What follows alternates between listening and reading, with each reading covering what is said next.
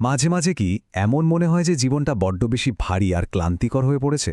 যদি এমনটা মনে হয়ে থাকে তাহলে এর কারণটা হয়তো বাইরের জগতে নয়, বরং আমাদের নিজেদের মনের ভেতরের যে কোলাহল সেখানেই লুকিয়ে আছে। চলুন এই অতিরিক্ত চিন্তার চক্র থেকে বেরোনোর পথটা আজ একসঙ্গে খুঁজে বের করা যাক। এই শক্তিশালী উক্তিটা দিয়েই শুরু করা যাক, কি বলেন? কারণ এটা মূল সমস্যাটাকে একেবারে চোখে আঙুল দিয়ে দেখিয়ে দেয়। আমাদের মনটাই অনেক সময় আমাদের জন্য একটা কারাগার হয়ে দাঁড়ায়। আসল লড়াইটা আসলে জীবনের সাথে নয়, বরং নিজের অবিরাম চিন্তার সাথে। তো আমাদের প্রথম ভাগে আমরা ডুব দেবে মনের কারাগারের গভীরে।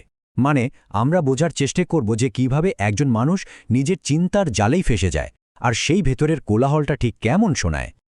আসল কথাটা কি জানেন?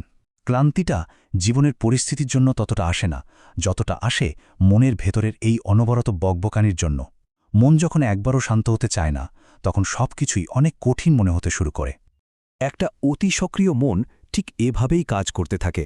অতীতকে নিয়ে বারবার কাটাছেঁড়া করা, মনে মনে কাল্পনিক কথোপকথন চালানো, আর এমন এক ভবিষ্যৎ নিয়ে ভেবে চলা যা এখনও আসেইনি।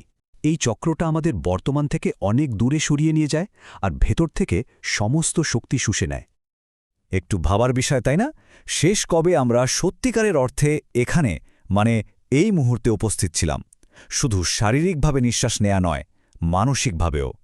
যখন আমাদের পুরো মনোযোগটা চিন্তার জগতে ছিল না, বরং ছিল আমাদের চারপাশের বাস্তবতার দিকে। বেশ, এবার আমরা আমাদের দ্বিতীয় ভাগে ঢুকছি। এক, অসংযত মন। এখানে আমরা জানব কেন এই যে আমরা অতিরিক্ত চিন্তা করি, এটা আসলে কোনো বুদ্ধিমত্তার লক্ষণ নয়, বরং এটা একটা অভ্যাস। চলুন এই অভ্যাসটার শিকড়টা খুঁজে বের করি আর এ সম্পর্কিত কিছু ভুল ধারণাও ভেঙে ফেলি। অনেকেই ভাবেন যে বেশি চিন্তা করা মানে হয়তো বেশি বুদ্ধিমান হওয়া, কিন্তু ব্যাপারটা আসলে মোটেও তা নয়। এটা চিন্তার প্রতি এক ধরনের আসক্তির মতো, যা আমাদের নিয়ন্ত্রণের একটা মিথ্যে অনুভূতি দেয়। যেন মনে হয়, আরে বেশি ভাবলেই বুঝি সব ঠিক হয়ে যাবে। ঠিক একই রকম আরেকটা ভুল ধারণা হলো দুশ্চিন্তা করা মানেই বুঝি খুব দায়িত্বশীল হওয়া। কিন্তু আসলে দুশ্চিন্তা হলো কাজ ছাড়া শুধু পরিকল্পনা করে যাওয়ার মতো। এটা কোনো সমাধান তো আনেই না, উল্টে আমাদের মূল্যবান শক্তি কেড়ে নেয়। আমাদের মন না প্রায়ই বর্তমানের এই শান্ত সরল মুহূর্তগুলোকে এড়িয়ে চলতে চায়। কারণটা কি?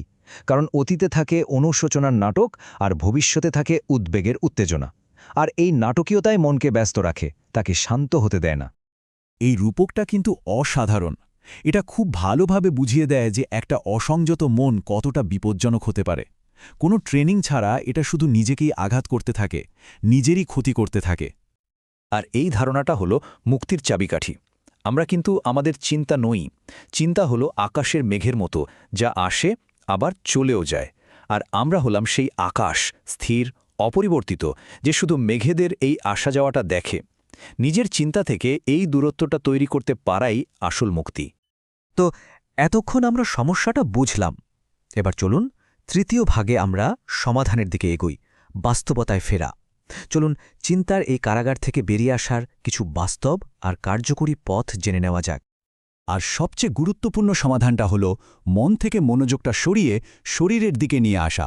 মনের কাল্পনিক গল্প থেকে বেরিয়ে এসে শরীরের বাস্তব অনুভূতিতে ফিরে আসাই হল মুক্তির সেরা উপায়। বর্তমানে ফিরে আসার জন্য এই 4টে ধাপ হলো আপনার বিশ্বস্ত হাতিয়ার। যখনই বুঝবেন যে চিন্তার স্রোতে ভেসে যাচ্ছেন, শুধু এই ধাপগুলো অনুসরণ করুন। নিয়মিত অনুশীলনের মাধ্যমে এটা আপনার দ্বিতীয় স্বভাবে পরিণত হয়ে যাবে। এই উক্তিটি হয়তো একটু রূঢ়, কিন্তু খুব স্পষ্টভাবে বলছে যে অতিরিক্ত চিন্তা দেখতে কাজের মতো লাগলেও এটা আসলে এক ধরনের ফাঁকি। এটা আমাদের শক্তি শুষে নেয়, কিন্তু কোনো কিছুই তৈরি করে না। তাই আমাদের একটা অন্য পথ দরকার। যখনই দেখবেন কোনো চিন্তার চক্রে বুড়ি তারা ফেসে গেছেন, তখন এই সাধারণ শারীরিক কাজগুলো করে দেখুন। যে কোনো কাজ বা অ্যাকশন হলো মনের সবচেয়ে বড় দুর্বলতা। এটা মুহূর্তের মধ্যে চিন্তার ঘোরটা ভেঙে দিতে পারে। অনেক সময় আমরা কোনো কঠিন অনুভূতিকে এড়ানোর জন্যই চিন্তা করতে শুরু করি। এই প্রশ্নটা আমাদের সেই মূল অনুভূতির মুখোমুখি হতে সাহায্য করে। অনুভূতিটাকে বিশ্লেষণ না করে শুধু অনুভব করতে পারলেই কিন্তু তা থেকে মুক্তি পাওয়া যায়। আমাদের একদম শেষ ভাগে আমরা দেখব এই মুক্তির পথে চলার ফলটা কি। এই অনুশীলনগুলো শুধু কয়েকটা অভ্যাস নয়, এগুলো জীবনকে নতুনভাবে দেখার একটা চশমা। চলুন দেখি এর মাধ্যমে কিভাবে এক নতুন শান্ত বাস্তবতা তৈরি করা সম্ভব। এই 1 কাপ জলের রূপকটা কিন্তু খুব সুন্দরভাবে ব্যাপারটা ব্যাখ্যা করে। আমাদের মনোযোগ একটা সীমিত সম্পদ। এটাকে যদি সোশ্যাল মিডিয়া বা দুশ্চিন্তার মতো ব্যাপারে নষ্ট করা হয় তাহলে ক্লান্তি তো আসবেই, কিন্তু মনোযোগকে যদি সাবধানে ব্যবহার করা যায় তাহলে স্বচ্ছতা আর শক্তি দুটোই বজায় থাকে। যখন নিয়মিতভাবে বর্তমানে ফেরার অনুশীলন করা হয় তখন একজন মানুষের মধ্যে এই গুণাবলীগুলো স্বাভাবিকভাবেই ফুটে ওঠে। সে কম প্রতিক্রিয়া দেখায়, বেশি মনোযোগী হয় আর তার জীবনটা অনেক বেশি শান্ত আর স্থিতিশীল হয়ে ওঠে। আসল উদ্দেশ্যটা কিন্তু মনকে পুরোপুরি শান্ত করে ফেলা নয়, কারণ সেটা প্রায় অসম্ভব। আসল লক্ষ্য হল একটা দক্ষতা অর্জন করা, যাতে মন যতই চেঁচামেচি করুক না কেন তার দ্বারা নিয়ন্ত্রিত না হয়ে বর্তমানে স্থির থাকা যায়। এই উক্তিটি আমাদের মনে করিয়ে দেয় যে এই পুরো অনুশীলনের গুরুত্বটা ঠিক কতটা বেশি। চিন্তার জগতে হারিয়ে থাকার চেয়ে বাস্তব অভিজ্ঞতা নিয়ে জীবনটা কাটানো কিন্তু অনেক বেশি অর্থবহ। আজকের আলোচনার সারমর্মটা বোধহয় এই শেষ প্রশ্নটার মধ্যেই লুকিয়ে আছে।